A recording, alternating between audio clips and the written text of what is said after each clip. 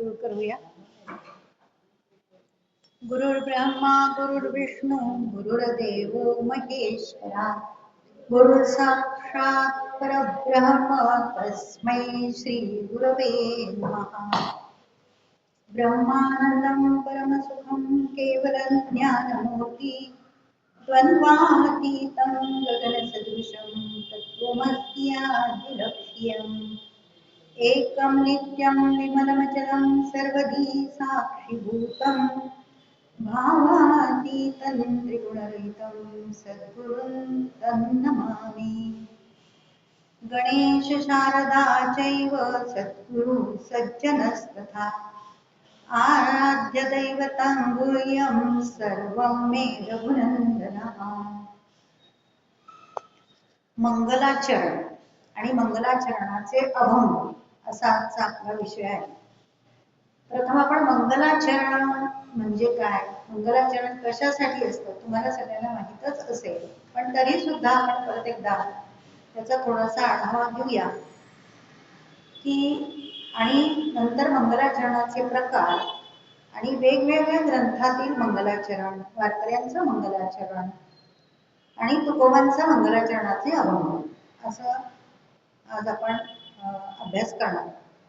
तर संस्कृत साहित्यामध्ये शास्त्रकार, नंतर भारतीय कवी संप्रदाय आणि आध्यात्मिक ग्रंथ लिहिणारे सर्व आत्मसाक्षात्कारी ज्या विभूती आहेत त्यांनी आपापल्या आध्यात्मिक प्रतिभेचा आविष्कार जो प्रगट केलेला आहे तो ग्रंथांमधून केलाय, गाथांमधून केलाय. अभंग गाथा किंवा चरित्राची गाथा किंवा आत्मचरित्र हे सगळे आध्यात्मिक जे ग्रंथ आहेत त्यामध्ये त्यांनी प्रथम मंगलाचरणाने सुरुवात केली. आता मंगलाचरण याची फोड अशी आहे की मंगल अधिक आचरण, आणि मंगल म्हणजे काय, तर सगळं शुभ व्हावं. बरोबर आहे, कारण कुठलाही हा ग्रंथ, आध्यात्मिक ग्रंथ लिहिताना आपल्या गीतेमध्ये सांगितलंय, अधिष्ठानं तथा करता करणैश्च पृथक् विधं विविधाश्च पृथक् चेष्टा दैवैश्चैवात्र पंचम.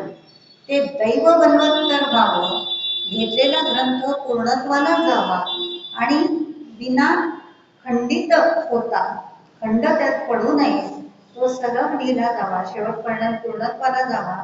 त्याच्यासाठी जी इष्ट देवता असते किंवा आराध्य देवता असते तिचे कृपा आशीर्वाद मिळावे यासाठी मंगलाचरणाचे अभंग लिहिलेले असतात. आपण सुद्धा नाही का कुठल्याही कार्याला जाताना प्रथम नमस्कार करून जातो, किंवा एखादं घरामध्ये मोठं कार्य असेल, विवाह असेल, मुंज असेल, वास्तुशांत असेल, तर पहिला आपण कुलदेवतेला नमस्कार करतो, कुलदेवांना नमस्कार करतो. पण ते प्रत्यक्ष, पण इथे वाङ्मयीन स्वरूपात आहे म्हणून ते शब्द रूपामध्ये मांडलेलं असतं आणि त्याला मंगलाचरण असं म्हटलं आहे. आणि ह्या मंगलाचरणामध्ये माता शारदा देवी ही शक्ती रूपाने प्रत्येकाच्या लेखणीमध्ये उतरत असते. आणि ह्या नवविधा भक्तीच्या माध्यमातून हे सगळे जे विभूतिमत्व, व्यक्तिमत्व आहे, आणि ते आपल्याला कळण्यासाठी आपण समजायचं की हे सर्व संत लोक, ह्या सर्व संत लोकांनी ह्या नवविधा भक्तीच्या सर्व पायऱ्या चढलेल्या असतात. आणि शेवटची जी भक्ती असते ती आत्मसाक्षात्कार या नावाची भक्ती, आत्मनिवेदन या नावाची भक्ती त्यांची असते. मग जेव्हा आत्मनिवेदन भक्ती ही परिपक्व होते तेव्हाच काव्याचं किंवा ग्रंथाचं स्फुरण होतं. कारण हे स्फुरण करण्याची बुद्धी देणारा तो त्यांची इष्ट देवता असते. आणि मग ह्या स्थितीला आल्यानंतर जो लिहिणारा असतो, ग्रंथकार जो असतो, तो खऱ्या अर्थाने अविभक्त झालेला असतो. कोणाशी, परमेश्वराशी अविभक्त झालेला असतो. म्हणजे तो परमेश्वर आणि हा ग्रंथकर्ता यांच्यामध्ये अंतरच उरत नाही. पण तो विभक्त कशाने असतो, फक्त देहरूपाने. म्हणजे तुकाराम महाराजांचं जर उदाहरण आपण घेतलं तर तुकाराम महाराज आणि पांडुरंग हे अविभक्त झालेले होते, पण आपल्याला विभक्त स्वरूपात हे तुकाराम आहेत, धोतर नेसलेले, शर्ट घातलेले, फेटा बांधलेले, हातात विणा धरलेली, हे त्याचं विभक्त रूप आहे फक्त देहाने. पण ते देहातीत होऊन पांडुरंगाशी एकरूप झालेले होते आणि त्याच्यामुळे त्यांनी सुद्धा जे काही त्यांच्या आयुष्यात प्रसंग घडलेले आहेत ते लगेच अभंग रूपाने स्फुरण झालेले त्यांना, आणि वेळोवेळी त्यांनी ते लिहिलंय काव्याच्या रूपात. म्हणून त्यांची जी गाथा आहे तुकारामांची ती स्फुट स्वरूपात आहे, म्हणजे वेगवेगळं आहे. इकडे हा प्रसंग घडला की लिहिला, तिकडे तो प्रसंग घडला की लिहिला.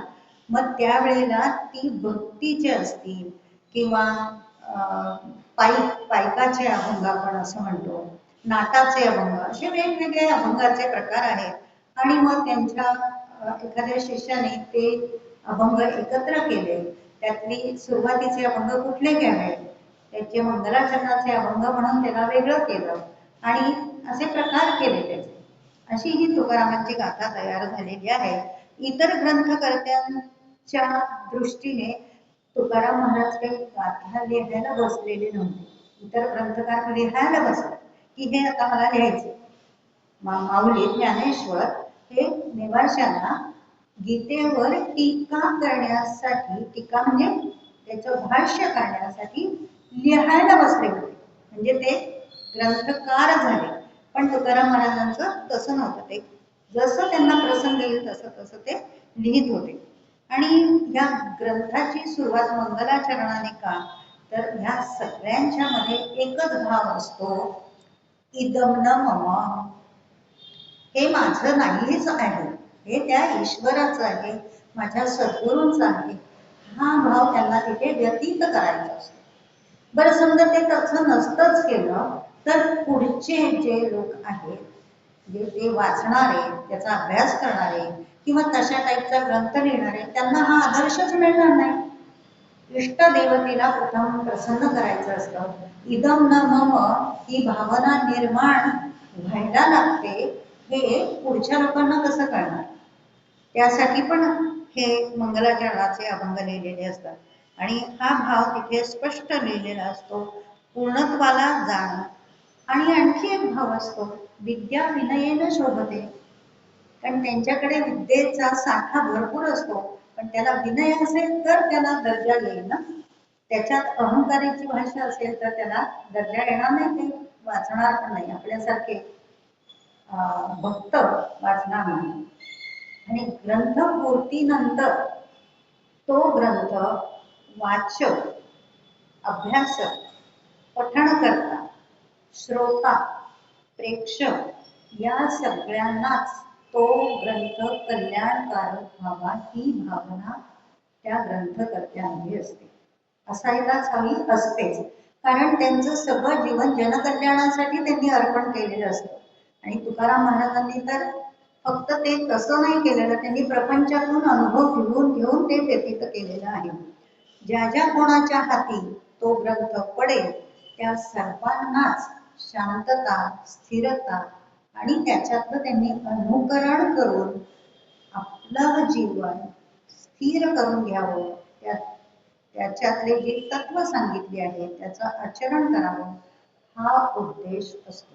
हे मंगलाचरणाचं प्रथम कारण आहे. संस्कृत साहित्य शास्त्रकारांनी ह्या मंगलाचरणाचे 3 प्रकार सांगितलेले आहेत. त्यामधलं पहिलं जे आहे त्याला म्हणतात आशीरूप मंगलाचरण. आशी रूप मंगलाचरण. यामध्ये जो पाठक असतो, म्हणजे मंगलाचरण जो ग्रंथ आहे त्याचा पाठक असतो, जो श्रोता, चिंतक, प्रेषक किंवा अभ्यास करणारा, ह्यासाठी इष्ट देवतेची प्रार्थना ही स्तवनामध्ये केलेली असते. स्तवन कवन केलेलं असतं त्यामध्ये. आणि दुसरा एक हेतू असता की भक्तीची आवड निर्माण व्हावी.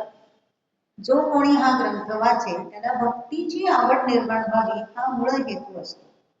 आणि आपल्याला सगळ्यांना माहित आहे भक्तीची आवड अगदी तळागाळातल्या व्यक्तीला सुद्धा कशातून निर्माण झालेली आहे, हरिपाठातून. हरिपाठाचा जो पहिला अभंग आहे तो आशीरूप अभंग किंवा आशीरूप मंगलाचरण यामध्ये मोडतो. काय आहे पहिला? देवाची अगवारी उभा क्षणभरी तेने मुक्तिचारी साधी येल्या. हरिमुखे म्हणा पुण्याची गणना कोण करी. असोनी संसारी जिव्हे वेगू करी वेदशास्त्र उभारी बाया सदा.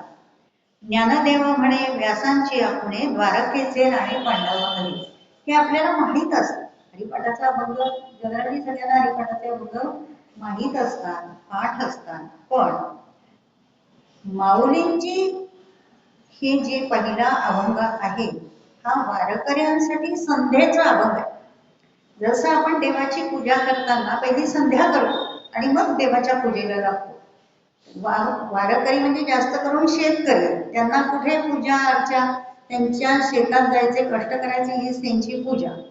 त्याच्यामुळे जशी देवपूजेची सुरुवात संध्येने होते तसे वारकऱ्यांची दिवसाची सुरुवात, अंघोळ झाल्यानंतर दिवसाची सुरुवात ह्या अभंगाने होते. देवाची द्वारी उभा क्षणभरी. आणि हरिमुखे म्हणा पुण्याची गणना कोण करी. आता हरी मुखाने म्हणायचं हे खरंय, कारण का म्हणायचं तर मला असा विचार सुचला की मुखानेच जास्तीत जास्त आपल्या हातून पाप घडत असतात, हो की नाही? मुखाने घडतात. आणि कुठली पाप? मुखाने घडणारी पाप तिथेच सांगितली, वाचिक, कायिक, वाचिक, मानसिक, 3 प्रकारची पाप असतात. मग एक वाचिक पापयुक्त वाक्य आपल्या मुखातून गेलं की ते मानसिक पण होऊन जातं, हो की नाही? म्हणून कायिक आणि वाचिक पाप ही मुखातून घडतात. आणि फक्त हरिमुखे म्हणा, मुख म्हणजे हे माझं मुखच देवाचं द्वार आहे असं समजायचं. त्याला अगदी देवळात जाऊन उभं राहून नाम घ्या असं नाहीये. माझं स्वतःचं मुखच देवाचं द्वार आहे. मग देवाच्या द्वारात आपण घाण करतो का? देवाच्या द्वारात गेल्यावर आपण प्रसन्न राहतो. देवाच्या दारात गेल्यावर आपण काही मागायचं नाही, आपल्याला असं गीता शिकवते, हो की नाही? म्हणून माझं मुखच हे देवाचं द्वार आहे आणि त्या मुखामध्ये सतत प्रसन्नताच राहू दे, माझी वाणी पण प्रसन्न येऊ दे आणि मुखामध्ये सतत हरिनाम येऊ दे, म्हणून असं म्हटलंय हरिमुखे म्हणा. आणि त्याने काय घडणार आहे तर पुण्य आपोआप वाढणार आहे. कारण मुखात जर वाईट काही घातलंच नाहीये वाणीच्या रूपाने तर पाप घडण्याचं कारणच नाही, पुण्यच घडत राहील, है ना? म्हणून आणि परत काय म्हटलंय की तेने मुक्ती चारी साधी येल्या. आता चारी मुक्ती तुम्हाला माहित आहे. एक नाम घेतलं की काय होतं? देवाशी आपली सलोखता वाढते, जवळीक वाढते नामाने, हो की नाही? आणि मग सलोखता वाढली म्हणजे प्रेम वाढतं. प्रेम वाढलं की आपण त्याच्या जवळ जातो, आणखी जवळ जातो परमेश्वराच्या जवळ. गेलं की त्याला म्हणायचं समीपता. समीप म्हणजे जवळ, त्याच्या जवळ जातो. मग काय होतं? सारखं हरिनाम घेतलं तर आपल्याला तो पांडुरंग असो किंवा आपली कुठली इष्ट देवत असतो, तिचं नाम घेतलं की सारखं तिचं रूप दिसायला लागतं. म्हणजे स्वरूपता ही हे मुक्तीचं साधन आपल्या जवळ येतं.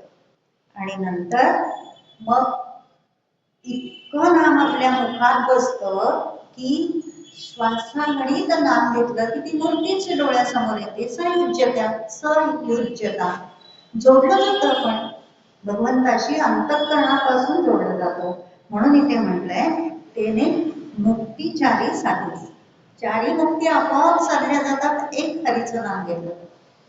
असं इथे या अभंगात मुद्दाम मी हा माऊलींचा अभंग आपल्याला सगळ्यात सोपा आधी तेवढ्यासाठी घेतला या उदाहरणाला, की आशारूप मंगलाचरण, त्याच्यासाठी हे उदाहरण घेतलं.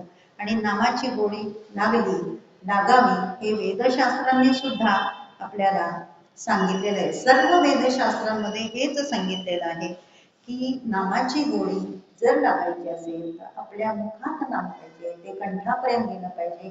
जे ज्या चारी वाणी आहेत, परापश्यंती, मध्यमा आणि वैखरी, ह्या चारही मार्गातून आपल्या मुखामध्ये वाणी ही भगवंताची असली पाहिजे. आणि पुढे काय सांगितलंय, ज्ञानदेव म्हणे व्यासांची या खुणे द्वारकेचे राणे पांडवा घरी. तर व्यासांनी प्रथम हे ज्ञान कोणाला दिलं, पांडवांना दिलं.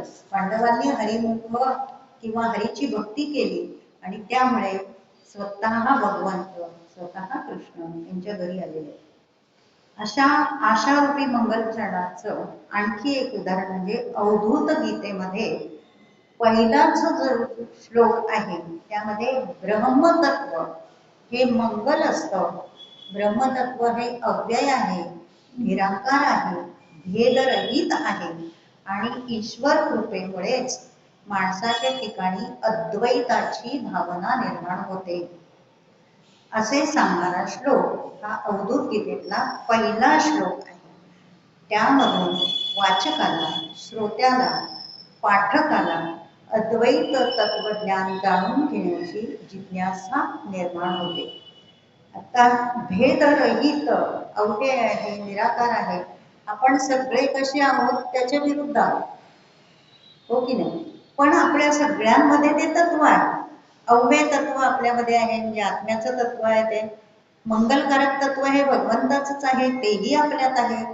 निराकार तत्व ते आत्म्याचं आहे, तेही आपल्यात आहे. आणि भेदरहित, ईश्वराला भेद नाही, आत्म्याला भेद नाही. भेद अद्वैत आणि द्वैत हा जो भेद आहे तो आपल्यामध्ये आहे. पण ईश्वर कृपेमुळे, हरिनाम घेतल्यामुळे अद्वैताची भावना आपल्या मनामध्ये नक्कीच निर्माण होते. आता दुसरा प्रकार मंगलाचरणाचा आहे नमस्क्रियारूप मंगलाचरण, म्हणजे नमस्कार केलेला असतो. कोणाकोणाला नमस्कार, कसा नमस्कार, एका देवतेला का सगळ्या देवतेला, हे याच्यामध्ये लिहिलेलं असतं. तर यामध्ये इष्टदेवतेचं स्मरण केलेलं असतं, इष्टदेवतेला वंदन केलेलं असतं, म्हणजेच नमस्कार केलेलं असतं. आणि नमस्क्रिया, प्रत्यक्ष क्रिया केलेली असते. आता त्यातलं सगळ्यात महत्वाचं उदाहरण म्हणजे आपण रोज म्हणतो की प्रार्थना गीता शिकताना महाभारत ग्रंथातला एक भाग गीता आहे. पण महाभारतातला प्रत्येक ग्रंथ जर तुम्ही खंड पाहिला तर त्या खंडामध्ये पहिल्यांदा मंगलाचरणाचा हा श्लोक लिहिलेला आहे. नारायणं नमस्कृत्य नारायण चैव नरोत्तमं देवीं सरस्वतीं व्यासं ततो जयम उदीरयेत. आता हे कशासाठी म्हटलंय, नारायण वगैरे हे सगळे शब्द आपल्याला परिचित आहेत, पण अखिल ब्रह्मांडाची सत्ता, स्थावर आणि जंगम ही सृष्टी ज्याने सर्व निर्माण केलेली आहे, कार्यकरण सृष्टी. कार्यकरण सृष्टी म्हणजे कुठली, ज्याला आपण गीतेमध्ये अपरा प्रकृती असं म्हणतो. ही सृष्टी म्हणजे आपल्या डोळ्यांना दृश्य स्वरूपात दिसणारं हे संपूर्ण ब्रह्मांड जग, आणि त्याचा सत्ताधारी कोण आहे, तो नारायण. आणि जीवात्म्यामध्ये नरोत्तम कोण आहे, तर अर्जुन आहे. आणि ते जाणून नरोत्तम केव्हा होतो, आधी तो नर असला पाहिजे. म्हणून नर, नरोत्तम आणि नारायण हे तिन्ही तत्वांचं ज्ञान करून देणारी जी देवता, जिच्या कृपेमुळे आपल्याला आज हे ज्ञान मिळतंय, ती सरस्वती देवता. आणि ज्यांनी याची रचना केली ते करते. मूळ जो महाभारत ग्रंथ आहे ना, तिथे व्यास लिहिलेलं नाहीये बरं का, नुसतंच ततो जय उदीरयेत असं लिहिलेलं आहे. देवीं सरस्वती ततो जयम उदीरयेत असं म्हणतात. आता जयम हे माहितीये तुम्हाला की महाभारत ग्रंथाचं पूर्वीचं नाव जय ग्रंथ होतं. त्यामध्ये सूत आणि वैशंपायन यांनी आणखी श्लोक टाकले, व्यासांनी टाकले, आणि त्याच्यात सूत आणि वैशंपायननी भर घातली आणि ते सगळे मिळून 1,00,000 श्लोक झाले. आणि मग त्या ग्रंथाला पुन्हा एकाचं नाव देण्यापेक्षा त्याला महाभारत, तो मोठा ग्रंथ झाला म्हणून त्याला महाभारत हे नाव दिलेलं आहे.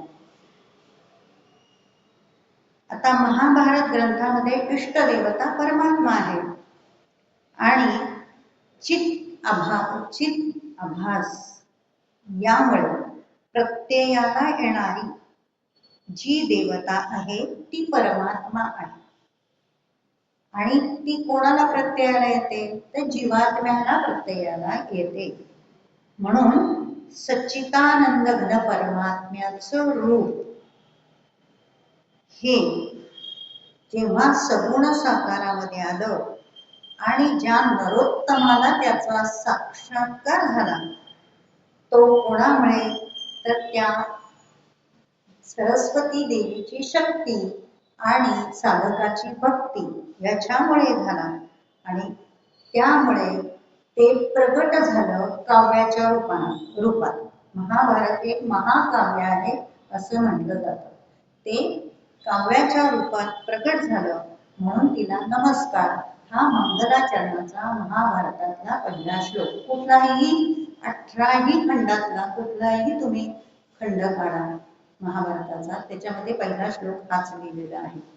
ज्ञानेश्वर माऊलीने सुद्धा यथार्थ दीपिका जेव्हा ग्रंथ लिहिला तेव्हा पहिल्या 84 ओव्या ह्या मंगलाचरणाच्याच आहेत. माऊलींनी तर किती तुम्ही सगळ्यांनी अभ्यासलेला आहे, किती सुंदर वर्णन केलेलं आहे. मी अगदी 2-3च ओळी घेतल्या की बुद्धिदाता गणेशाला त्यांनी वर्णन केलंय. पण तो बुद्धिदाता कसा आहे? ओंकार रूपी श्री गणेश आहे.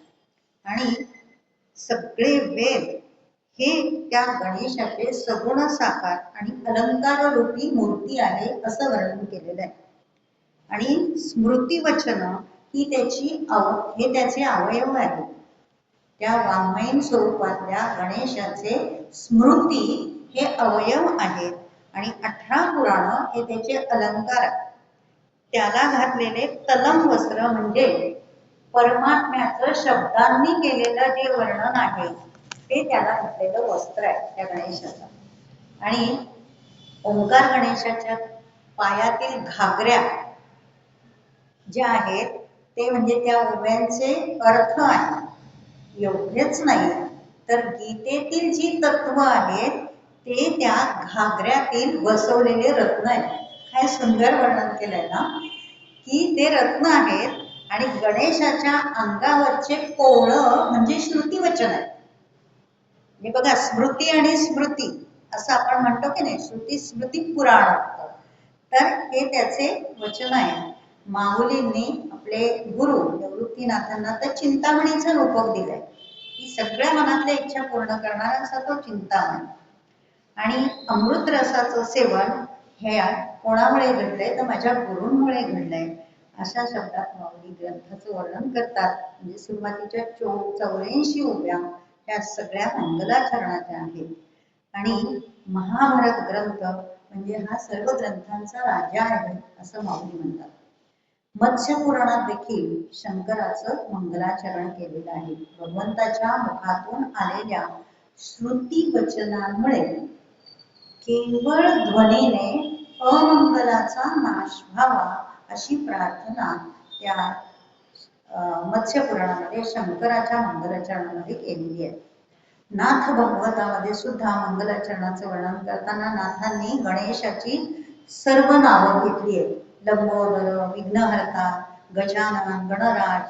आणि या चारही वाणी ज्या आहेत त्या गणेशाच्या मुखात हात जोडून उभ्या असतात असं नाथांनी नाथ भागवतामध्ये वर्णन केलेलं आहे. आणि सद्गुरु जनार्दन स्वामी हे माझ्याकडून सरस्वतीच्या रूपाने लिहून घेतात. म्हणजे प्रत्येक ग्रंथकार आपल्या गुरूंना विसरलेला नाही. प्रथम गुरूंचं महत्व सांगितलेलं आहे मंगलाचरणामध्ये. आणि नाथ तेवढ्यावरच थांबलेले नाही. नाथांनी पंचमहाभूतांना पण हे केलेलं आहे, विनम्रता दाखवलेली किंवा नमस्कार केले. आपण नमस्काराचा दुसरा प्रकार बघतोय. पंचमहाभूतांना नमस्कार केलाय. आपली कुलदेवी रेणुका तिला नमस्कार केलाय. आपले कुल ऋषी विश्वामित्र त्यांना नमस्कार केलाय. चंद्र सूर्य यांना नमस्कार केलाय. शिवाय नारद, प्रल्हाद, शुकदेव, वसिष्ठ यांना सुद्धा नमस्कार केलाय. एवढंच नव्हे तर जे वेद पठण करते, ब्रह्म करते, ज्यांना आपण ब्रह्मरुंद म्हणतो, त्यांना सुद्धा त्यांनी नमस्कार केलाय आणि सरते शेवटी श्रोत्यांना सुद्धा नमस्कार केलेला आहे मंगलाचरणामध्येच, शेवटी नाही. तर जवळजवळ 200 उभ्या मंगलाचरणाच्या नाथ भागवतामध्ये आहेत.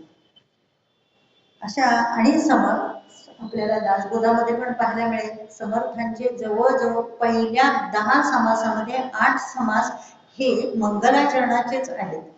गणेशाला वंदन, शारदेला वंदन, गुरुला वंदन, सरस्वतीला सगळ्यांना वंदन केलंय. जवळजवळ 8 समास वंदनाचे आहेत. आता तिसरा प्रकार मंगलाचरणाचा काय आहे? वस्तू निर्देश रूप. तर वस्तू निर्देश म्हणजे इथे वस्तू म्हणजे ही वस्तू, ही खुर्ची, हे टेबल अशा अर्थाने नाही. अध्यात्मातलं वस्तू म्हणजे तो परमात्मा अशा अर्थाने इथे सांगितलेलं आहे. तर यामध्ये काय असतं? कुठल्याही विशिष्ट देवतेचं स्मरण किंवा वंदन केलेलं नसतं. प्रत्येक पदाचं आद्याक्षर किंवा आद्य पद हे मंगलदायक वर्णांनी युक्त असतं. आता त्याचं उदाहरण बघणार आहोत आपण. वैदिक प्रस्थानत्रयीमध्ये 3 ग्रंथ आहेत. त्यामध्ये आपल्याला माहिती आहे उपनिषद, ब्रह्मसूत्र आणि गीता, भगवद्गीता ही वैदिक प्रस्थानत्रयी आहे. तर ब्रह्मसूत्रामध्ये त्या ब्रह्मसूत्र ग्रंथाचं पहिलं जे मंगलाचरण आहे त्यामध्ये अथतो ब्रह्म जिज्ञासा ह्याने सुरुवात केलेली आहे मंगलाचरणाची. आणि त्यात ब्रह्मतत्वाचं विवेचन, म्हणजे इथे ब्रह्मतत्व म्हणजे निर्गुण निराकार तत्व, म्हणजे कुठलीही देवता नाही, देव नाही, सगुण साकार रूप नाही. तर ब्रह्मतत्वाचं विवेचन केलं आहे आणि देवदेवतांना नमस्कार न करता तत्वाचं विवेचन करून तत्वाला प्रणाम केलेला आहे. भर्तृहरीच्या नीतिशतकामध्ये सुद्धा मंगलाचरणामध्ये भर्तृहरीने निर्गुण परब्रह्म्याचंच वर्णन केलेलं आहे. नीतिशतकामध्ये बघा तुम्ही पहिले जे 5-6 श्लोक आहेत ते त्याचंच वर्णन केलेलं आहे. नारद भक्ती सूत्रामध्ये सुद्धा अथातो भक्ती व्याख्यासाम अशी सुरुवात केली आहे. त्यामध्ये अथ हा शब्द मंगलाचरणात मंगलवाचक आहे. अथ हा शब्द परमात्मा परब्रह्म ह्याच्या नावापैकीच आहे. कारण अथला दुसरं नाव ओम असं आहे. अथला दुसरं नाव ओम असं आहे. ग्रंथाचा आरंभ सूचित करण्यासाठी अथ शब्द वापरला जातो. किंवा आपण गीतेतही शिकलोय की कुठलाही मंत्र, कुठल्याही मंत्राची किंवा दान यज्ञ तप करताना प्रथम ओम हा शब्द वापरायचा. तसा ग्रंथाचा आरंभ सूचित करण्यासाठी अथ हा शब्द वापरला जातो. आणि आपल्या सगळ्यांना आपण इतका बारीक विचार कधीच केला नाही. भगवद्गीतेमध्ये सुद्धा प्रत्येक अध्यायाच्या सुरुवातीला अथ प्रथमोऽध्यायः अथ द्वितीयोऽध्यायः असं म्हटलेलं आहे. म्हणजे आता आपल्या लक्षात आलं असेल की अथ म्हणजे ओम आणि मंगलकारक अशा अर्थाने अथ हा शब्द वापरलेला आहे. आणि अथ परमात्म्याचाच हे दुसरं नाव आहे. ध्यानाच्या श्लोकाला सुद्धा सुरुवातीला आपण म्हणतो अथ ध्यानम. म्हणजे हे वस्तू निर्देश रूप भगवंताचं दाखवलं आहे आणि त्याच्यामध्ये निर्गुण परमात्मा हा भाव आहे. आता तुकाराम महाराजांच्या गाथेतील पहिले जे 6 अभंग आहेत ते नमस्क्रियारूप अभंग आहेत. आणि ते आपण आता जे 3 प्रकार पाहिले त्यामध्ये दुसऱ्या प्रकारात मोठा आहे. एक वस्तू निर्देश आहे, एक आशी निर्देश आहे आणि मधला नमस्क्रिया. त्या मधल्या नमस्कार क्रियारूप या मंगलाचरणाच्या दुसऱ्या प्रकारातले महाराजांचे अभंग आहेत. तुकाराम महाराजांचं कुलदैवतच विठ्ठल होतं, पांडुरंग रुक्मिणी होतं, आराध्य दैवतही तेच होतं आणि इष्टदैवतही तेच होतं. आणि किती गेले 8 पिढ्या तुकाराम महाराजांची सेवा ही त्यांच्या घराण्याची पांडुरंगाचीच होती. वारीची ही प्रथा मागच्या 8 पिढ्या ती तुकारामांनी पुढे चालू ठेवली होती. त्यामुळे त्यांनी गाथा लिहिताना सुद्धा पांडुरंगाचं सगुण साकार रूप मनात ठेवून ग्रंथाला आरंभ केलेला आहे. हे सगळे संत आत्मसाक्षात्कारी संत होते. आत्मसाक्षात्कार म्हणजे त्यांची इष्ट देवता त्यांच्या हृदयात जाऊन बसलेली होती. ओके नाही, त्याच्यामुळे दुसरं काही त्यांना दिसतच नव्हतं. आणि असेच आपल्याला नाथांचं पण माहित आहे. नाथांना साक्षात गुरुदेव दत्तांनी साक्षात्कार दिलेला आहे. जनार्दन स्वामींना आणि त्यांना एकाच वेळी साक्षात्कार झालेला आहे. माऊलींना पण झालेला आहे. या सगळ्यांना सगुण रूपात भगवंत प्रगट झालेला दिसलेला आहे. आणि जेव्हा हे प्रगट स्वरूपात भगवंत साक्षात्कार करून देतात हृदयामध्ये, तेव्हाच स्फुरण येतं, स्फुरण सुचतं.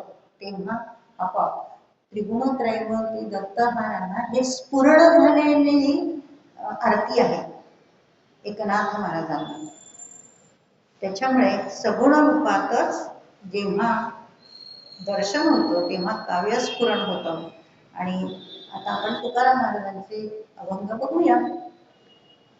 पहिला अभंग काय आहे जो गाथेमध्ये दिलेला आहे तो, काही ठिकाणी सुंदर ते ध्यान असा दिलेला आहे, काही ठिकाणी समचरण दृष्टी विटेवरी साजिरी, तेथे माझे हरी वृत्ती राहो, आणिक न लगे माईक पदार्थ, तेथे माझे आर्त नको देवा, ब्रह्मादिक पदे दुःखाची शिराणी, तेथे दुश्चित झणी जळो देसी, तुका म्हणे त्याचे कळले आम्हा वर्म, जे जे कर्म धर्म नाशवंत. सरळ सरळ पाहिलं तर अगदी वाटतं की किती सोपा आहे अभंग. अभंग खरंच सोपा आहे. सुंदर ते ध्यान त्याहून सोपं आहे. पण गर्भित अर्थ काय आहे? समचरण दृष्टी विटेवरी साजरी. तुकाराम महाराज हे असे संत आहे, आपल्यासारखेच प्रपंचातून परमार्थाकडे वळले. आपण तरी खूप सुखी आहोत. तुकाराम महाराजांचं जर चरित्र आपण वाचलं, अभ्यास केला, तर वयाच्या 18व्या वर्षी अनेक संकट आलेली आहेत आणि 20व्या वर्षी घरातले बहुतेक मुख्य माणसं सगळी गेली. अशा परिस्थितीत ऐन तारुण्य अवस्थेमध्ये त्यांच्या एकट्यावर जबाबदारी पडलेली आहे आणि मग त्यांनी विठोबाचा धावा केलेला आहे. तुकाराम महाराज म्हणतात, प्रपंचात माणसाचं मन आणि दृष्टी ही सर्व माईक पदार्थांकडे असते. माईक पदार्थ म्हणजे आपण जे सगळं माईक पदार्थात जगतोय, माईकच आहे सगळं, मायेने सगळं भरलेलं ते माईक. तर तिकडे दृष्टी आकर्षिली जाते आणि अंतःकरणामध्ये ज्या देवतेविषयी मनन आणि चिंतन व्हायला हवे ते होत नाही. म्हणून तुकाराम महाराज म्हणतात, समचरण दृष्टी विटेवरी साजेरी, तेथे माझी हरिवृत्ती राहो. आत्ता जे काही मला भगवंता विठ्ठला तुझ्याबद्दल वाटतंय ना, मनामध्ये विचार येतोय, अंतःकरणामध्ये विचार येतोय आणि दृष्टी, आपण कुठल्याही पदार्थाचं, वस्तूचं, मूर्तीचं ज्ञान प्रथम कशातून घेतो? दृष्टीतून घेतो. जे डोळे प्रथम आपल्याला त्या वस्तूबद्दल, देवतेबद्दल प्रेम निर्माण करतात. म्हणून तुकाराम महाराज म्हणतायत, समचरण, चरण म्हणजे त्याच्या पायाशी. आपण आल्यावर ह्या मूर्तीकडे पाहतो ते प्रथम डोळ्याकडे पाहतो, पण प्रथम चरणांकडे पाहायला पाहिजे. प्रथम चरणांकडे पाहायला पाहिजे. आणि त्यांनी काय म्हटलंय? समचरण, दोन्ही पाय जोडलेले, असे एक पुढे एक मागे चालती दृष्टी नाहीये, स्थिर दृष्टी. समचरण, एका रांगेत जेव्हा दोन पाय असतात, आपल्याला सावधान अवस्थेमध्ये आपण असतो तेव्हा पाय स्थिर आणि दोन पाय जोडलेले म्हणजे काय? स्थिरता. ही माझी दृष्टी ही समचरण, तुझ्या समचरणाकडे जाऊ दे, म्हणजे माझं अंतःकरण हे स्थिर राहू दे, वृत्ती इकडे तिकडे जाऊ देऊ नको. तेथे माझी हरिवृत्ती राहो, फक्त तुझ्यातच वृत्ती राहू दे. हे सगळे भुलं या मायेचं जग आहे, तिथे माझी वृत्ती जाऊ देऊ नको. आणि हा अभंग किंवा तुकारामांचे सर्वच अभंग काय आहे, स्फुट अभंग आहे. स्फुट म्हणजे जसा प्रसंग घडेल तसं बोलणे, तसं लिहिलेलं. त्यामुळे ग्रंथ लिहिताना तात्विक विषयाचं निरूपण अशा पद्धतीने तो ग्रंथ लिहिलेला नाही. जे समजा नाथांनी भागवत लिहायला घेतलंय ते तात्विक स्वरूपात, ज्ञानेश्वरांनी घेतले ते तात्विक स्वरूपात, तसं तुकारामांचं नाही. ग्रंथ लिहिला तो निरूपणाने सुरुवात नाही केलेली, जसा प्रसंग घडला तसं लिहिलेलं. आणि मग त्यांच्या शिष्याने, कुठल्या तरी शिष्य असेल, त्याचं नाव काही मिळालं नाहीये, त्या शिष्याने त्या विठ्ठलाच्या सगुण साकार रूपाचे अभंग निवडून त्यातले कुठले अभंग मंगलाचरणाला फिट होते असे बाजूला केले. आणि असे ते 6 अभंग निवडून त्या गाथेमध्ये त्यांनी लिहिलेले आहे. तर असा काही ठिकाणी उल्लेख आहे. तर समचरण दृष्टी विटेवरी, ही विटेची कथा तुम्हाला माहित आहे की पांडुरंग आणि पंढरपूर आणि पुंडलिक ही त्रिपुटी आपल्याला माहित आहे.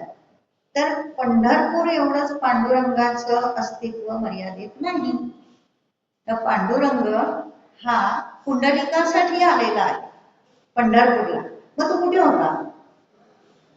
तो कुठे होता? तो सर्व चराचर सृष्टीत होता. जसा भक्ताची भक्ती फलद्रूप होईल तसा तिथे तो जातो.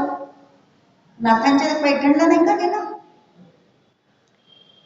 म्हणून पंढरपूर एवढीच त्याची मर्यादित, पांडुरंगाची मर्यादा तेवढीच नाही, तर त्याला पुराण कथेतला एक इतिहास आहे की देवांचा राजा होता इंद्र, हे आपल्याला माहित आहे.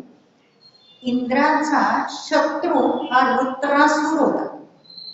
आणि मग त्याला वाटायचं की मला राज्य मिळावं, वृत्रासुराला वाटायचं मला राज्य मिळावं. आणि ह्या वृत्रासुराला 3 तोंड होती आणि त्यांनी इंद्रपदासाठी घोर तपश्चर्या केली. त्याला वाटलं, इंद्राला काय वाटलं, आता वृत्रासूर हा राजा होणार. म्हणजे देवांचा राजा इंद्र, त्याला वाटलं हाच आता देवांचा राजा होणार. खरं तर तो असुर होता. त्यामुळे इंद्राने भीतीपोटी त्या वृत्रासुराची 3 तोंड कापून काढली. आणि वृत्रासुराने मग 3 तोंड कापल्यामुळे आता त्यांनी तपश्चर्या केली, म्हणजे त्याला काहीतरी सिद्धी प्राप्त झाली.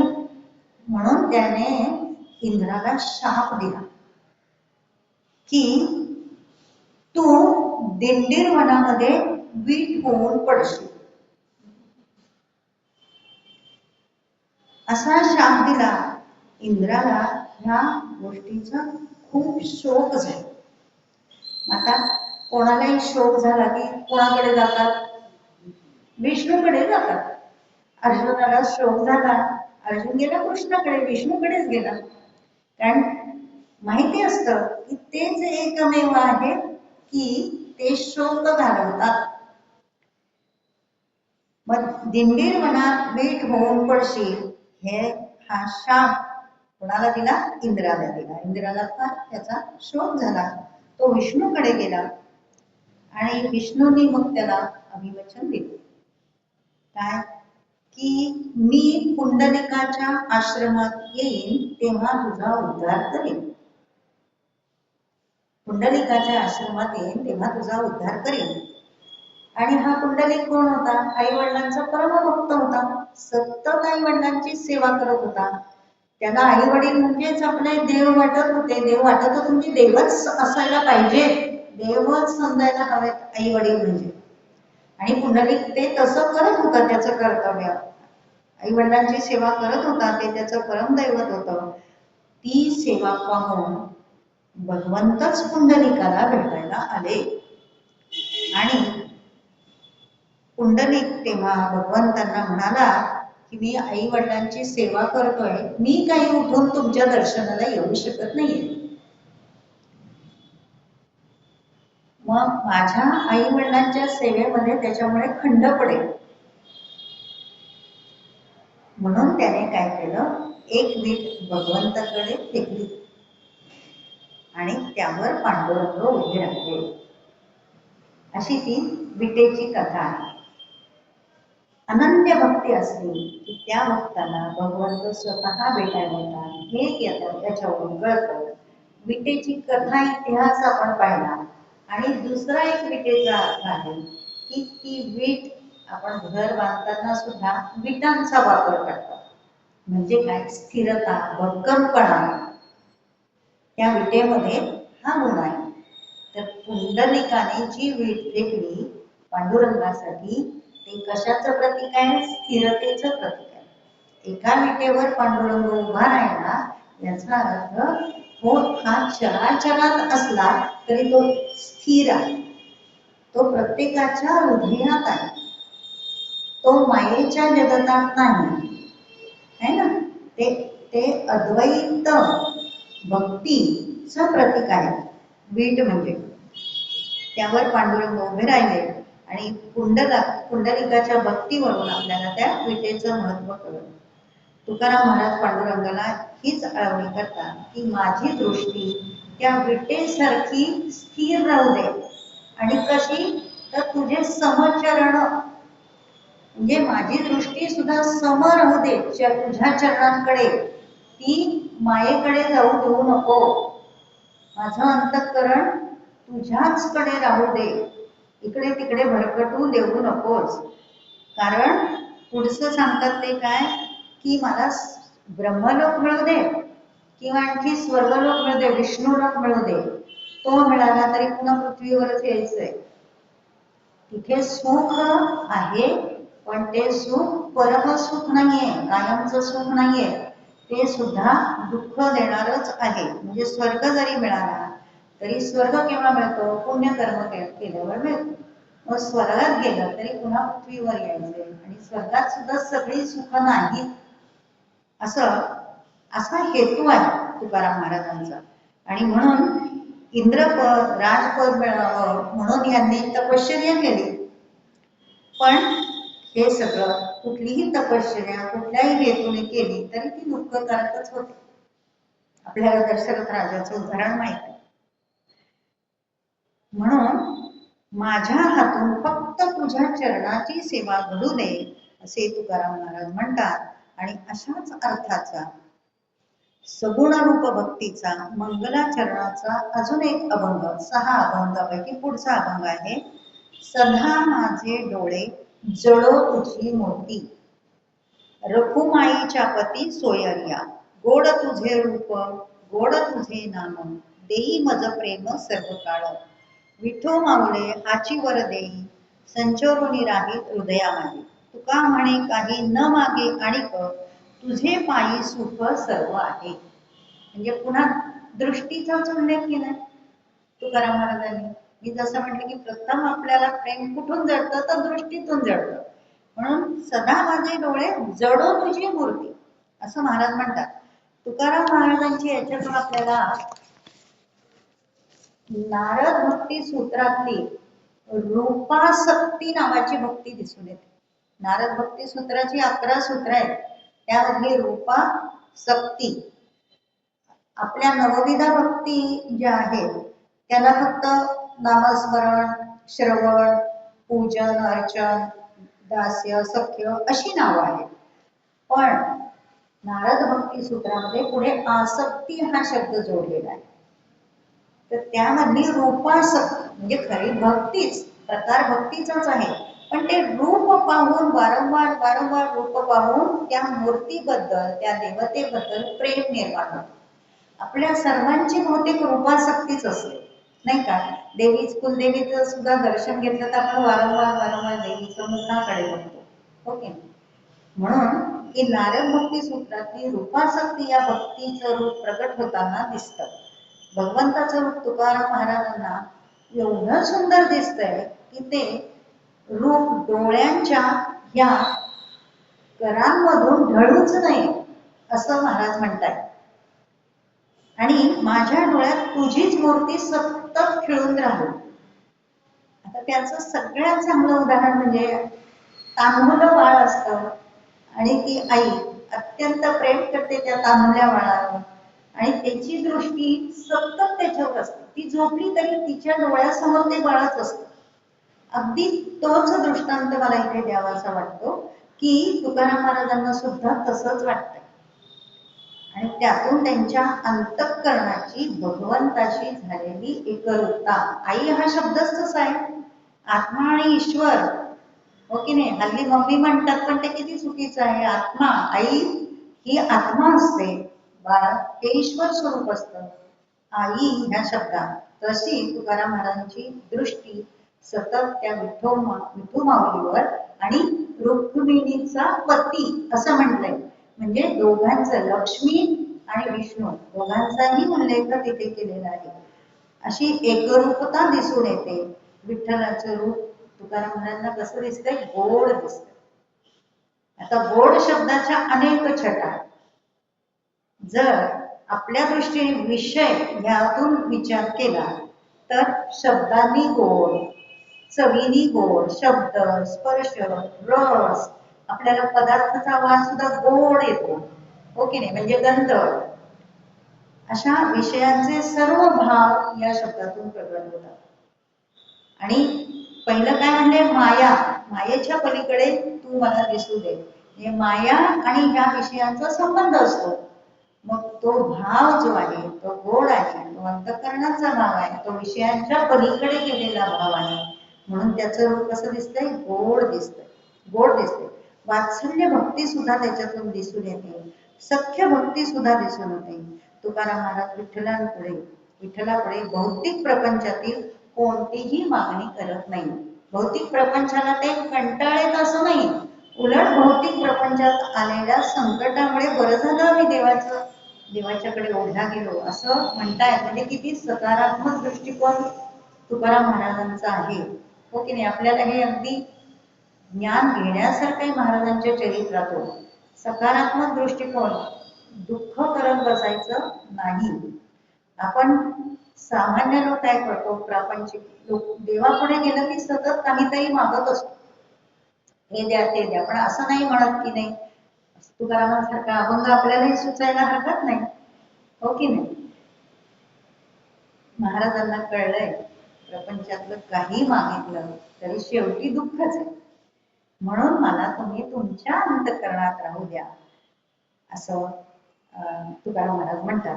अनेक पुराणांमध्ये आपण कथा वाचत असतो की भगवंताची भक्ती केल्यानंतर भगवंत भक्तालाच काय करायला सांगतात?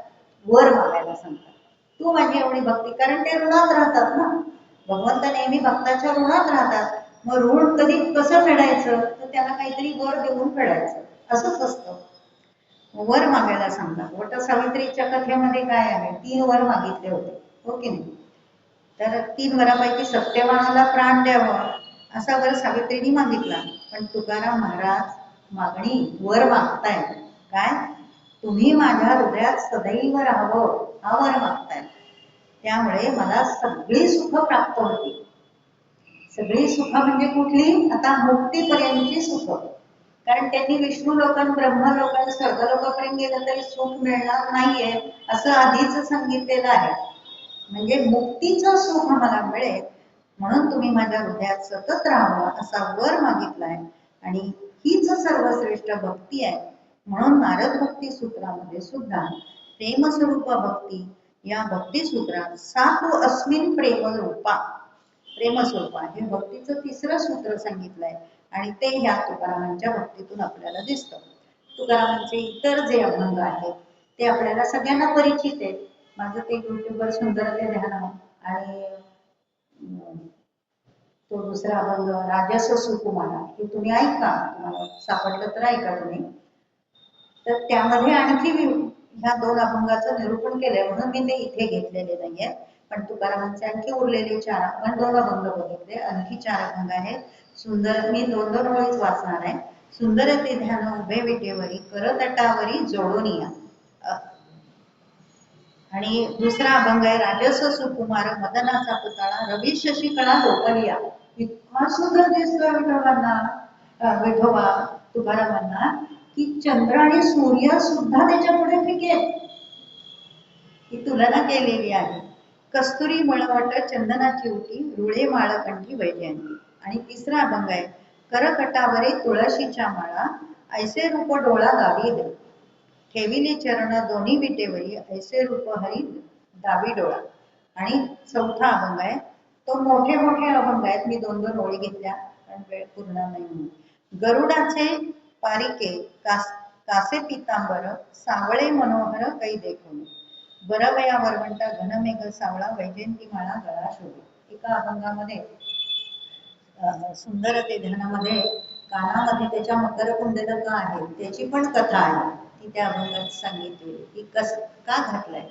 तर त्या दोन गोष्टी आहेत, एक तर आपल्याला माहितीये मत्स्य अवतारामध्ये भगवंत होते, आणि दुसरं एका कोळ्याच्या भक्ती, कोळी मासे पकडायला जायचा आणि त्याला असं वाटायचं सगळे लोक ह्या पांडुरंगाला काहीतरी देतायत त्याच्या चरणावर काहीतरी ठेवतायत, माझ्याकडे काहीच नाहीये द्यायला, मी काय देऊ. पण आर्तता होती, भक्ती होती अंतकरणामध्ये. मग एक दिवस त्यांनी विचार केला मासेच तुझ्या चरणाशी, आणि हो सोनेरी असे मासे त्याने टोपलीत आणून त्याच्या चरणाशी ठेवले. आणि त्याची आर्त भक्ती पाहून पांडुरंग म्हणजे भगवंताने त्याला आशीर्वाद दिला की ह्या माशाचं प्रतीक म्हणून मी माझ्या कामात करेन. अशी ती मकर कुंडलीची छोटीशी कथा, थोडक्यात कथा तुम्हाला सांगितली.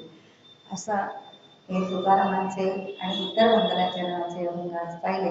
आणि ही संधी आज अचानकच मला मिळाली, कोणीतरी अडचणीत होतं म्हणून मी म्हटलं मी सेवा करेन, कारण याही महिन्यात माझं नव्हतं, तर मी सेवा करायला इथे आले आणि तुम्ही सगळ्यांनी ऐकून घेतलं.